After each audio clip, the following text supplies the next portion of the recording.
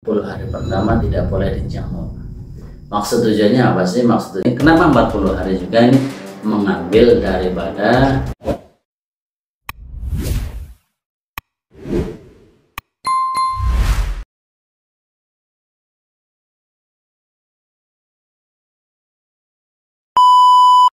Bismillahirrahmanirrahim. Assalamualaikum warahmatullahi wabarakatuh, sahabat Dikia TV yang dimuliakan Allah SWT. Kali ini kita akan mereaksi kembali tentang beberapa kegiatan santri pondok pesantren dan apa yang harus dilakukan oleh santri dan oleh santri.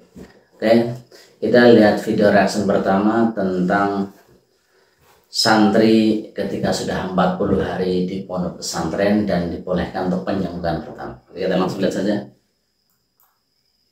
Ya, lihat nih, momen harus santri setelah 40 hari dijemput oleh ibunya.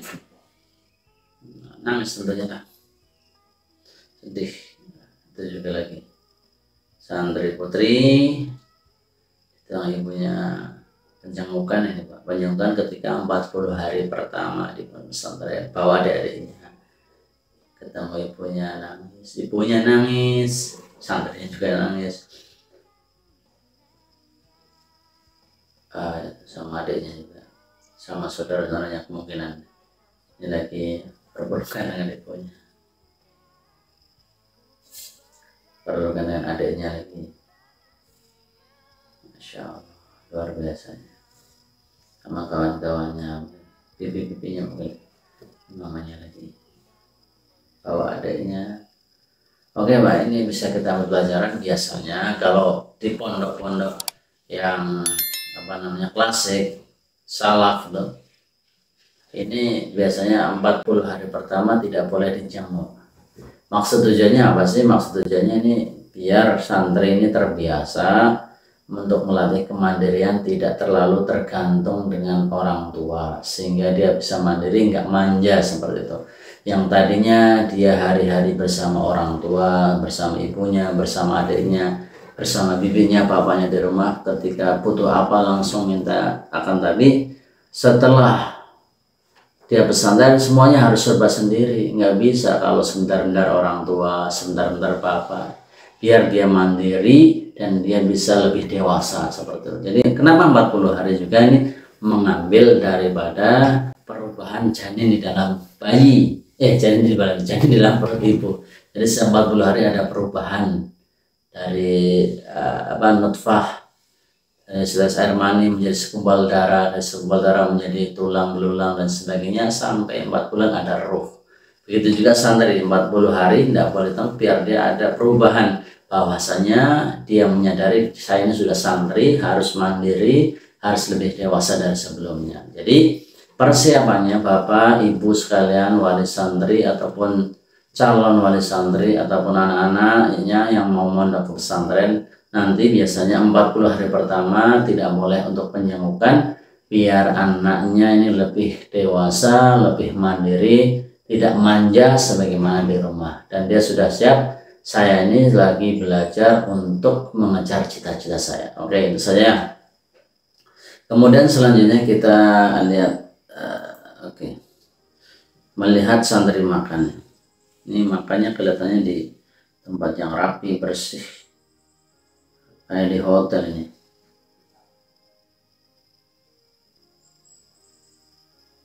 Tertata rapi sekali. Ini bisa kemungkinan yang terjadi ini di hotel ataupun di tempat pondok pesantren yang memang katakan bayarannya lebih mahal gitu. Bisa ini undangan, mungkin undangan dari pejabat ataupun orang agnia, orang yang kaya, untuk khataman Al-Quran dan sebagainya, sehingga tempatnya mewah, bisa seperti itu. Ataupun ini bisa juga di pondok pesantren, ini tulisannya ada Ar-Rahmah Tahfidz, ini mungkin saya belum pernah ke sana.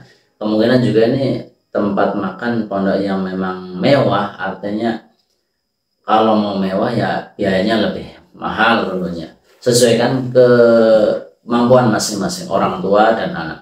Kalau memang dirasa mampu untuk tempat yang lebih nyaman, lebih rapi, lebih bersih, ya mungkin bisa cari pondok pesantren yang sesuai dengan budgetnya, yang lebih mewah, kata lebih lebih rapi dan sebagainya. Akan tapi kalau kemampuannya mungkin di bawah standar, ya lihat mungkin paling sebulan dia mampunya iuran untuk iuran makan dan sebagainya 300 sampai 500, ya cari pondok pesantren yang biasa. Tentunya mungkin nggak semewah atau serapi ini, ya itu saja.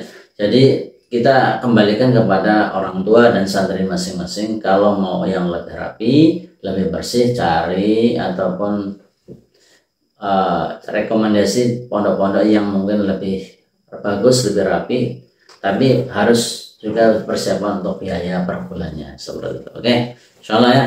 Kemudian kita lihat lihat video selanjutnya tentang santri ini. Ini santri lagi sakit di pondok pesantren, menggigil kayaknya. Tapi temannya tiba-tiba ada telepon dari orang tua. Apa teleponnya? Nah, nanti pulang ya, udah bapak izinkan. Siap, siapa tinggal pulang. Ya ini Pak, apa ya, seperti ini biasanya santri memang ada kalanya benar-benar sakit, ada kalanya cuma paling ya sakit, tapi artinya bisa dicarikan obat di sekitar pondok pesantren, beli obat puskesmas terdekat atau rumah sakit terdekat.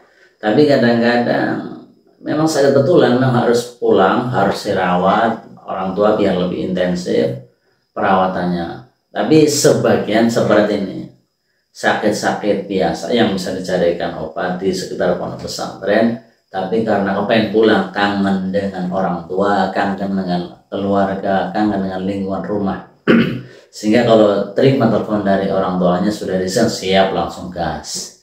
Bahkan dikatakan kalau ditelepon seorang ini obat paling mujarab bagi santri kalau lagi sakit. Ya, oke, kawan-kawan sekalian, jadi ya bagi bapak ibu sekalian di rumah, perlu bijak menanggapi ketika anak ini menelpon dia lagi sakit.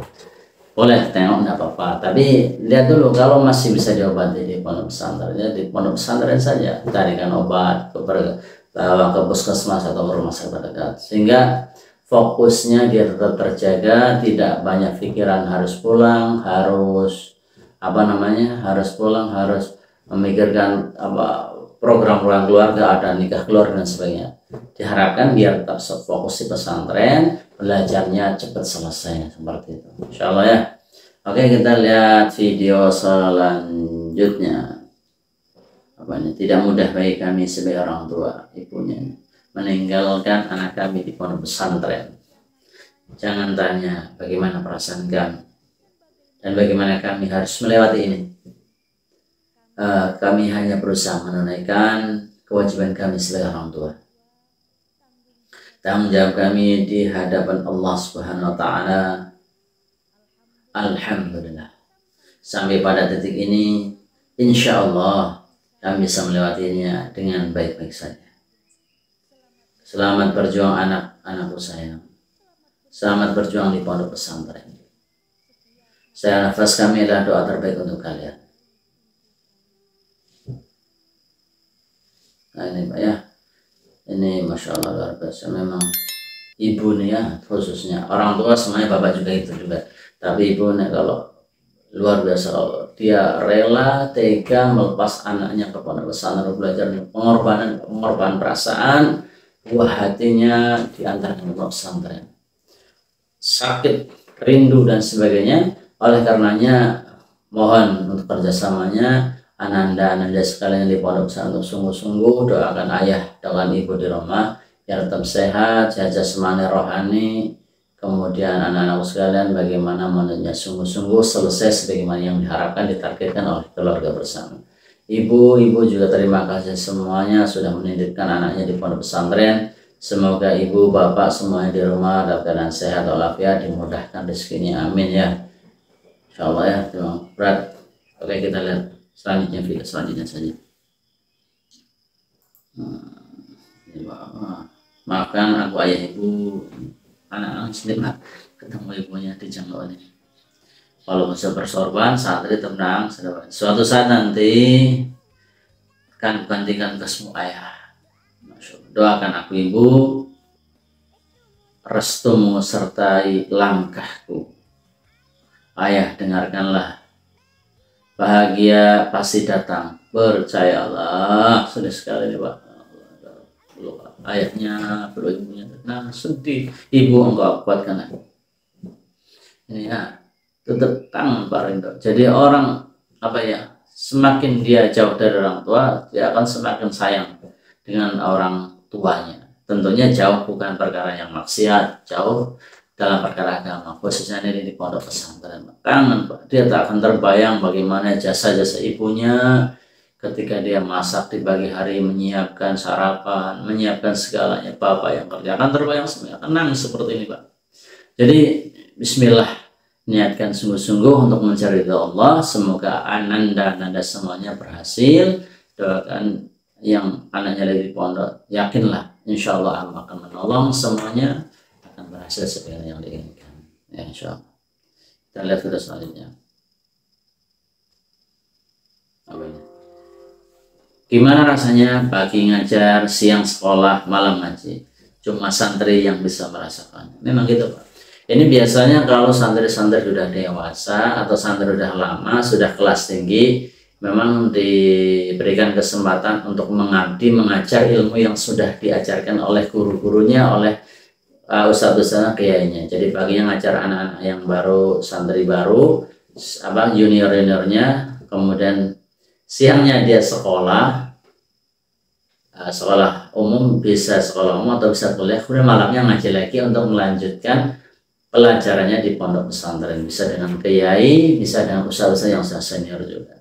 Ini luar biasa memang santri, bisa merangkap, bisa belajar, bisa mengajar, dan juga bisa belajar umum sekalian, luar biasa. Hanya santri seperti ini Pak.